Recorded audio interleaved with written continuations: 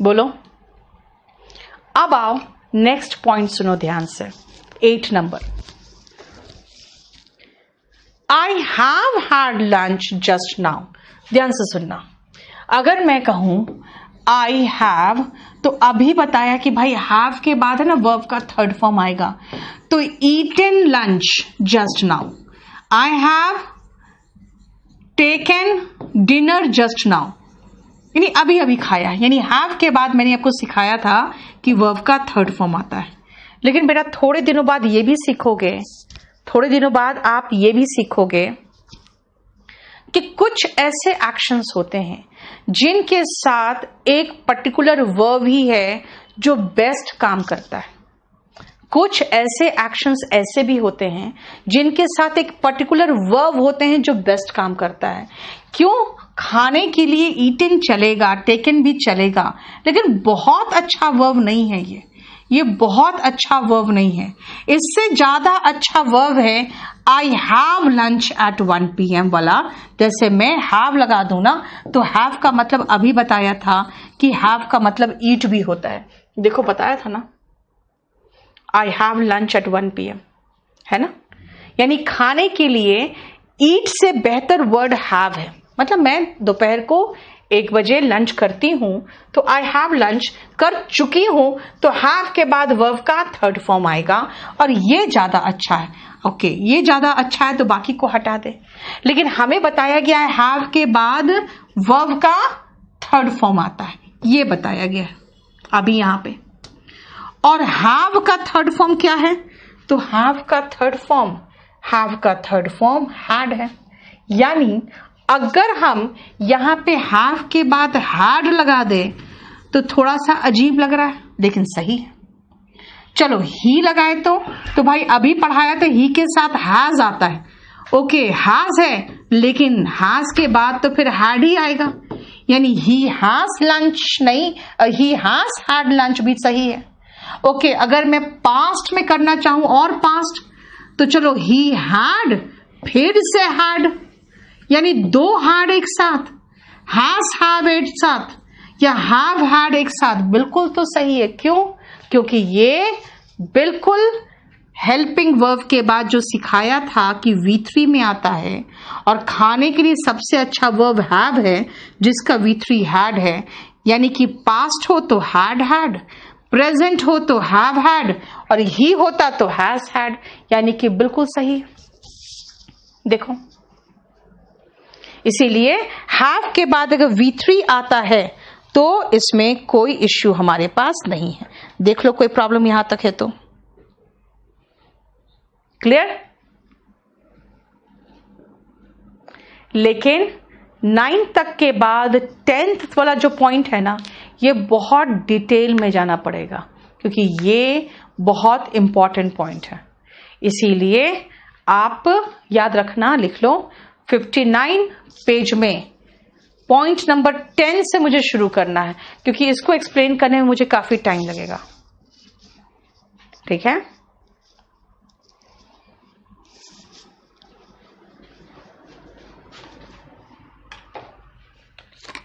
Lunch बेटा noun है, उसका तुम वर्ब बना के उसका भी थर्ड फॉर्म बना दोगे तो मैं क्या करूं?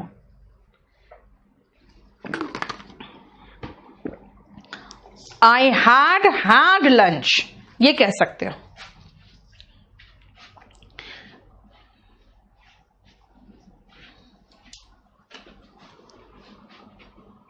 अनुज, अगर बोर्ड में जो गलत हो जाता है ना मेरे PDF में, उसका करेक्शन करके मैं आपको दे देती हूं, ठीक है। और इसका जो एक्सप्लेनेशन है वो यहां पे लिखा हुआ है। बाकी आप लोग अगर चाहो तो अपना खुद का नोट्स भी चाहो तो बना सकते हो, ठीक है। क्योंकि जैसे आपको पढ़ने का समय देती हूं, तो जनरली पहले बच्चों को लिखने का समय देती थी, तो वो लिखते थे। तो आप चाहो तो लिखो, अपना नोट्स बना सकते हो, कोई इश्यू नहीं।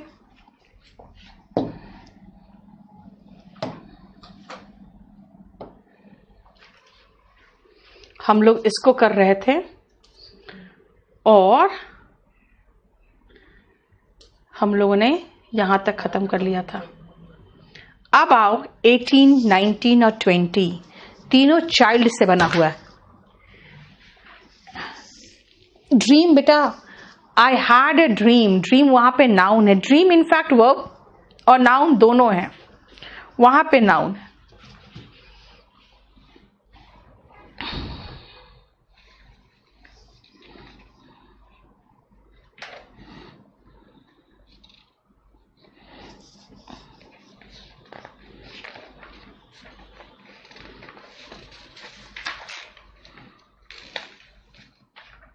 ओके चलो आ जाओ नेक्स्ट.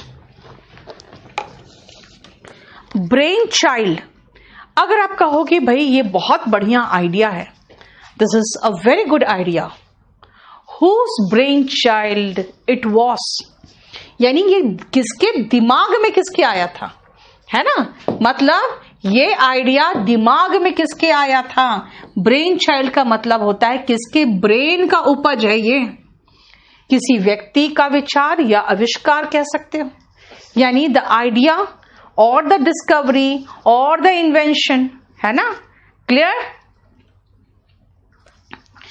द आइडिया और invention of a particular person is brain child. Clear. अब आओ चाइल्ड से बना हुआ दो एडजेक्टिव, चाइल्डिश और चाइल्ड लाइक. ध्यान से सुनना.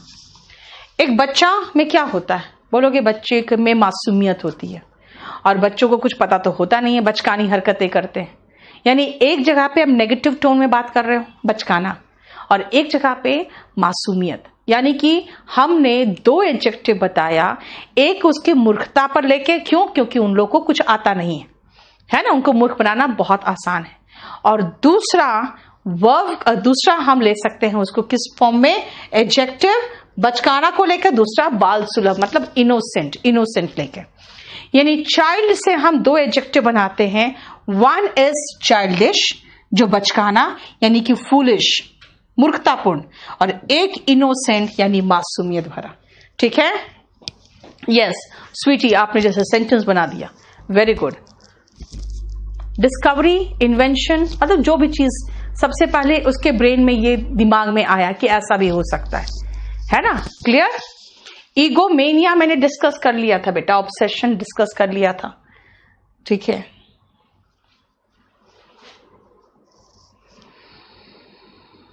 क्लियर. नेक्स्ट आओ जेंटिल, वेन, टॉफी नोस्ट एंड पर्टर्ब. पहले एक बार देख लो, उसके बाद मैं समझाती हूं.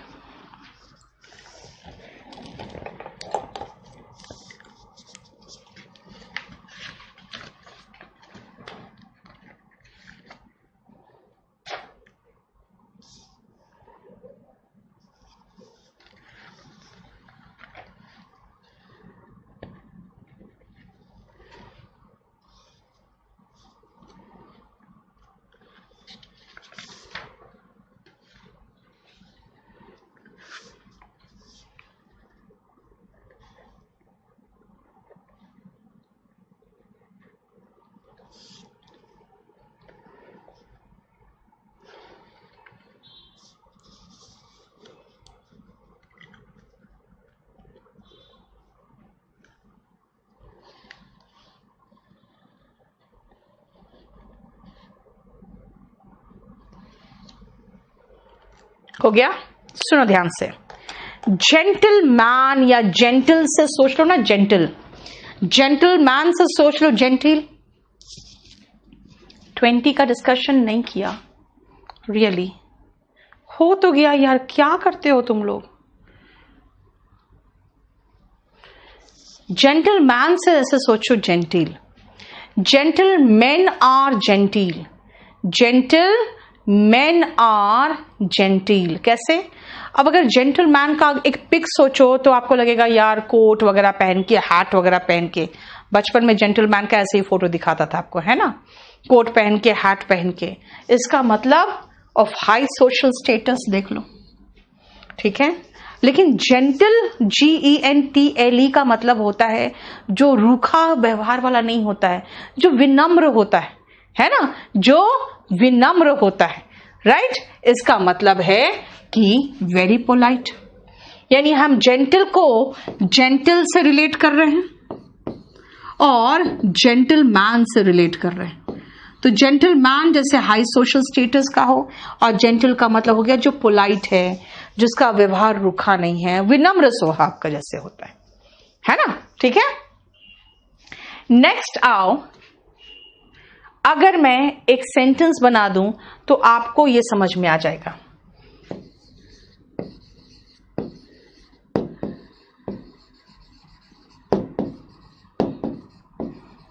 चलो ये देखो,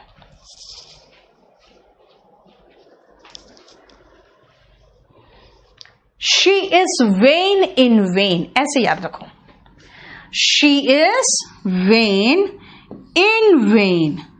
कई बार कहते हैं ना यार, पता नहीं किस बात का घमंड है उसे, बेकार का ही घमंड करता है, बेकार का ही घमंड करती है, पता नहीं किस बात का घमंड है ना।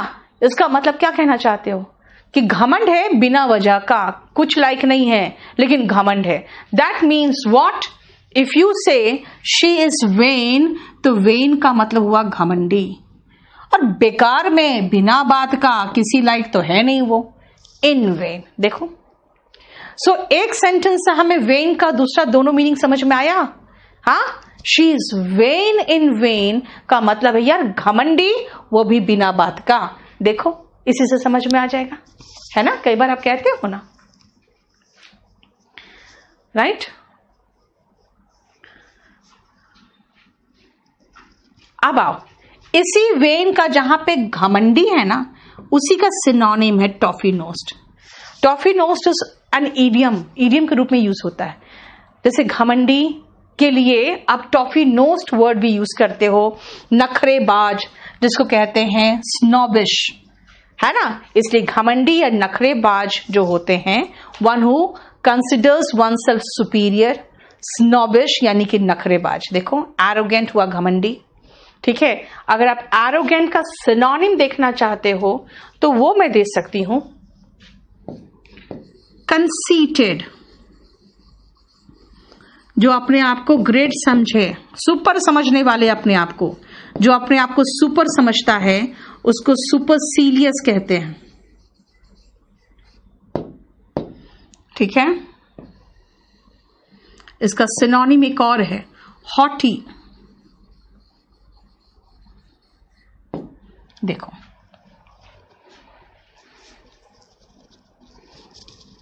ठीक है। स्नॉबिश का सिनोनिम एक और होता है फेस्टिडियस। इसका मतलब होता है फेस्टिडियस, वन वर्ड सब्सटीट्यूशन में जनरली आता है। फेस्टिडियस जो वर्ड है ना, वो वन वर्ड सब्सटीट्यूशन में आता है जनरली। इसका मतलब होता है हार्ड टू प्लीज, नखरेबाज, जिनको खुश करना बहुत मुश्किल है। जानते हैं यहां पर एक और सिनोनिम हो सकता है हॉटी के बगल में, on high horse. Idiom and phrase एक आता है on high horse. On high horse का मतलब होता है जैसे आप घोड़े पर बैठ जाओगे ना, तो नीचे वाले सब नीचे नीची नजर से देखना पड़ता है आपको, है ना। तो उसके बाद क्या होता है, उनको आप बहुत नीचा समझते हो।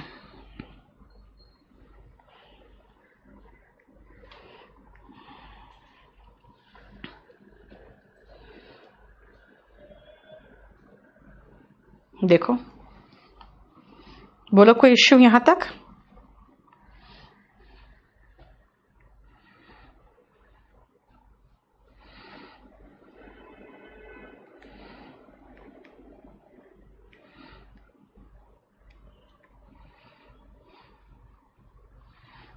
ठीक है।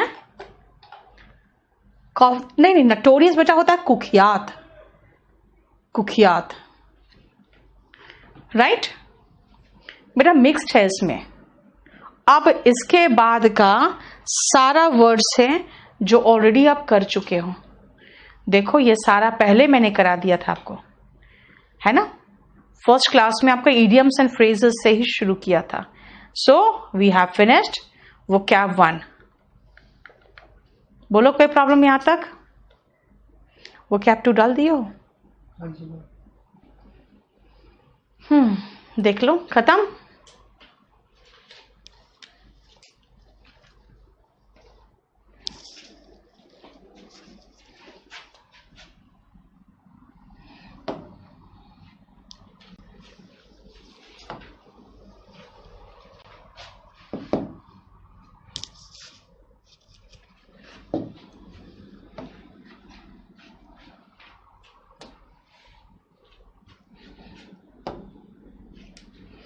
आओ,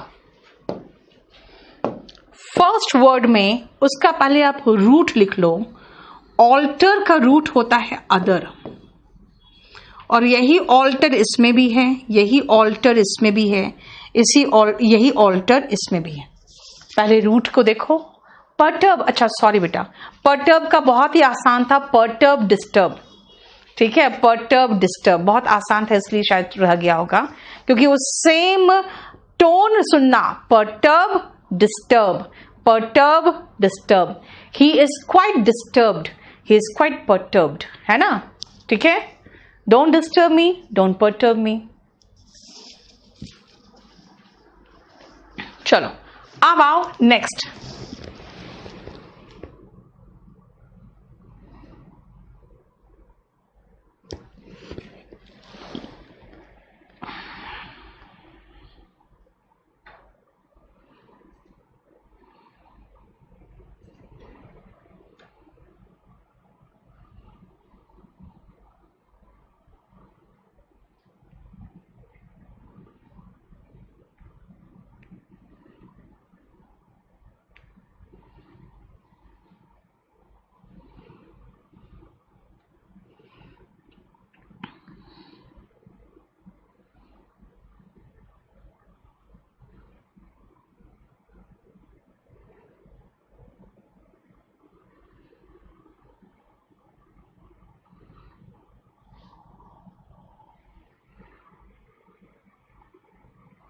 देख लो, शुरू करते हैं।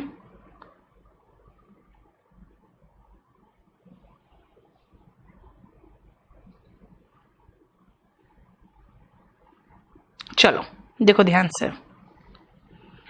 ऑल्टरनेटिव, ऑल्टरनेटिव क्या है, ध्यान से सुनना। अगर मैं कहूं यार ये रूम मुझे पसंद नहीं है, do you have any alternative, that means do you have any other option, any other option available. Any other room का मतलब क्या हुआ कि अदर का मतलब हो गया कि ये नहीं कुछ और, ऑल्टरनेटिव का मतलब हो गया ये नहीं कोई दूसरा विकल्प। ऑल्टरनेट सुनो, ये सीट, ये सीट, ये सीट, ये सीट, ऐसे सीट है। मैं कहूंगी ऑल्टरनेट सीट पे बैठना, कोरोना है आपको ऑल्टरनेट सीट पे बैठना है, इसका मतलब ये अदर सीट नहीं, ये अदर वन नो, ये other one no, this one yes, other one no, ऐसे। इसका मतलब ऑल्टरनेट का मतलब हो गया कि every other seat, every other seat, other. Alternate का अगर रो की बात करूंगी तो कहूंगी बट ऑल्टरनेट रो पे बैठना, यानी कि ऑल्टरनेट रो का मतलब हो गया एवरी अदर रो, अदर, ये नहीं फिर अदर, वो होता है ऑल्टरनेट। ऑल्टरनेट का मतलब हुआ एक छोड़कर एक, ठीक है। अब ऑल्ट्रिस्ट का मतलब क्या हुआ, अदर के प्रति ट्रू, ट्रू का मतलब सच्चा, जो दूसरों के प्रति सच्चा रहता है वो ऑल्ट्रिस्ट होते हैं। दूसरों के प्रति सच्चा होने वाले, सच्चा रहने वाले ऑल्ट्रिस्ट होते हैं। ऑल्ट्रिस्ट का मतलब होता है परोपकारी, और इसीलिए one who is devoted to the welfare of others का सिनोनिम है फिलैंथ्रोप। What is फिलैंथ्रोप? फिलैंथ्रोप का भी रूट है, फिलैंथ्रोप का भी रूट है, ठीक है। बेनिफैक्टर, बेनिफैक्टर का भी रूट है, अभी बताती हूं। सिनोनिम लिख लो, और फिर लिखने की जरूरत नहीं है आपको, आपको जब मिलेगा तो फिर इंप्रूव्ड फॉर्म में मिलेगा। अभी तो फिलहाल जो मैं डाल दूंगी वो रहेगा ही, वो कैप 2 डाल दो इनका।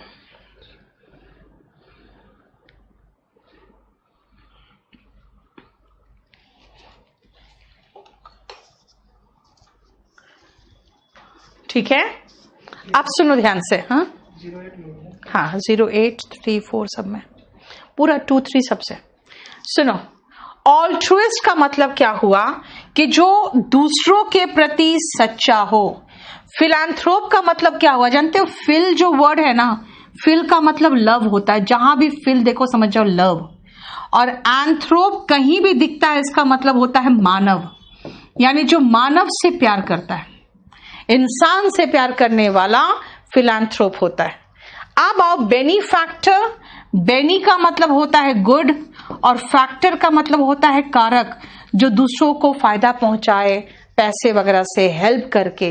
लेकिन अब बेनीवलेंट वगैरह यहां पर नहीं लगाएंगे क्योंकि बेनी और मेली एक जगह पूरा कंप्लीट डिटेल में, इसलिए बस एक वर्ड हम यहां लगा के छोड़ दे रहे हैं, ठीक है ना। फिलैंथ्रोप एंड बेनीफैक्टर दोनों ऑल्ट्रिस्ट का सिनोनिम है।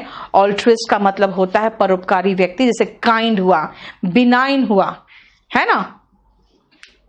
अब आओ नेक्स्ट वर्ड ऑल्टरेशन। देखो मुझे ये साइज फिट नहीं आ रहा है, मुझे इसको ऑल्टरेशन कराना है, यानी मुझे कोई अदर साइज फिट होगा तो मुझे अदर है, और TION जहां भी आता है समझ जाओ नाउन है, यानी इस ड्रेस में this dress needs some alteration, इसका मतलब है इस ड्रेस में कुछ ऑल्टरेशन चाहिए, ठीक है। इस ड्रेस में कुछ ऑल्टरेशन चाहिए मतलब थोड़ा परिवर्तन चाहिए। देखो क्लियर।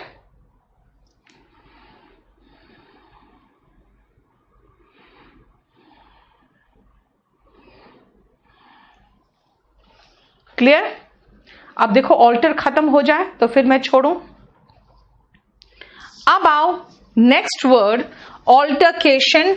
लेकिन ऑल्टरकेशन बेटा ऐसा कुछ भी नहीं है। ऑल्टरकेशन में कहीं पर भी अदर का आपको फीलिंग नहीं आएगा, because altercation is noisy disorder, ठीक है। सुखी, अब नेट को लेके यहां पीछे क्यों पढ़ रहे हो, यहां ऑल्टर है, जो शुरू में वर्ड है उसका देखो ना रूट, ठीक है। ऑल्टरकेशन का मतलब हुआ नॉइजी डिसऑर्डर, नॉइजी आर्ग्यूमेंट। जैसे कहीं पर बहुत बकझक होने लगता है ना, लोग आपस में लड़ने लगते हैं कि हाथापाई नहीं, हाथापाई नहीं, सिर्फ बकझक। जब बकझक होता है तो हम ऑल्टरकेशन की बात करते हैं, ठीक है ना। जैसे I heard the altercation and came to his room, I heard the altercation and came to his room, ठीक है। यस, ऑल्टरेशन होता है बेटा, सुप्रिया। नेक्स्ट आओ एस्ट्रोनॉमी। एस्ट्रोनॉमी कहते हैं, एस्ट्रोलॉजी कहते हैं, एस्ट्रोलॉजी नहीं बोलते, एस्ट्रोलॉजी बोलते हैं। डिजास्टर, ठीक है। एस्ट्रोनॉट, बस ये सारे रूट एस्टर है। याद रखना, जब बनाया गया था रूट ना, जब रूट बनाया गया था तब एस्टर को कहा गया था कि एस्टर का मतलब स्टार होता है। लेकिन बाद में पता चला यार हम लोग कहीं स्टार कुछ नहीं दिखता, वो जो शूटिंग स्टार सोचते हैं वो स्टार थोड़ी है, क्योंकि साइंस बाद में आया, भाषा तो पहले आ गया था ना। तो हमने सोचा अच्छा वो तारा है जो गिर रहा है टूट के और शूट करता हुआ आ रहा है, तो शूटिंग स्टार बोल दिया। शूटिंग स्टार गलत है। यानी हर्षित, पहले मैं वो कैप छोड़ के पहले मैं वापस पेज नंबर 57 में जाऊं, क्योंकि आपका आदेश है। अननेसेसरी बकवास नहीं कर रहे हो तुम, और लगातार लिखे जा रहे हो, किसी का मैसेज नहीं आने दे रहे हो, किसी का कमेंट नहीं आने दे रहे हो तुम।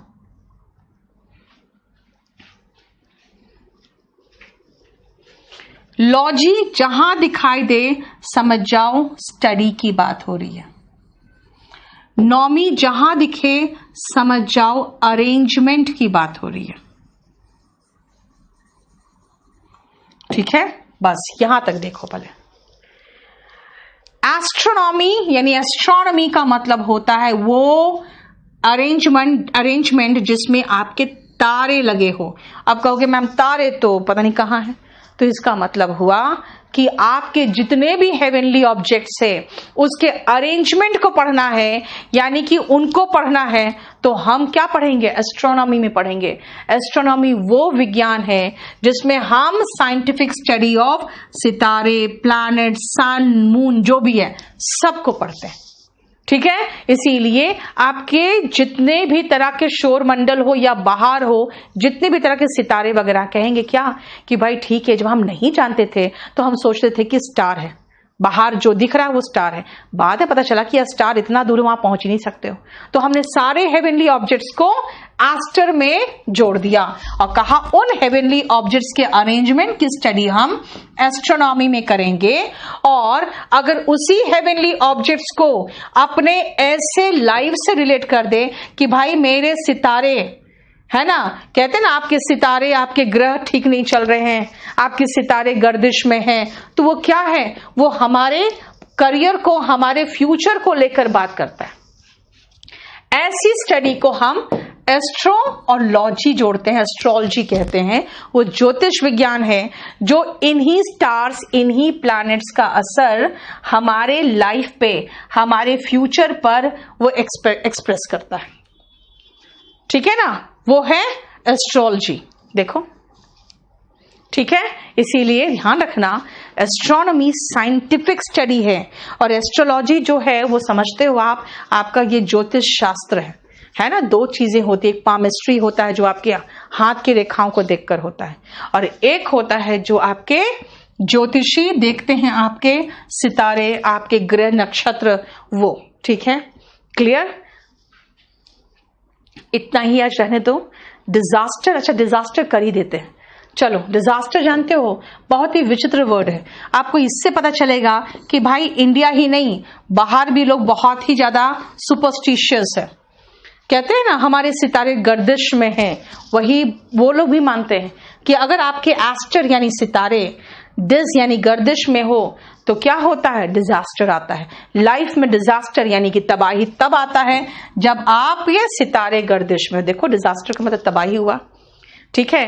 लेकिन अगर चाहोगे तो इसके सिनोनिम मैं नेक्स्ट क्लास में डिस्कस करूंगी, लिख लो। सिनोनिम मुझे डिस्कस करना है 8 का, कई सिनोनिम डिस्कस करेंगे, ठीक है। आज आपकी फर्स्ट क्लास है नीरज, तो फिर आपको देखना पड़ेगा बेटा, आपको पूरा ये चैप्टर शुरू से एक बार देख लो। 2 क्लास तो मिस हुए आपके। एयरफोर्स का टारगेट बैच चाहिए सौरभ, वो जल्द आने वाला है मुझे लगता है। एयरफोर्स का वही था, वैकेंसी का अनाउंसमेंट नहीं हुआ है ना बेटा, इसीलिए, नहीं तो हो जाता।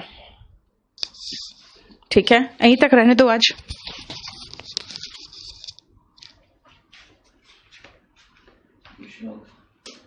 सही में बहुत अजीब से लोग बैठे हैं कुछ लोग तो।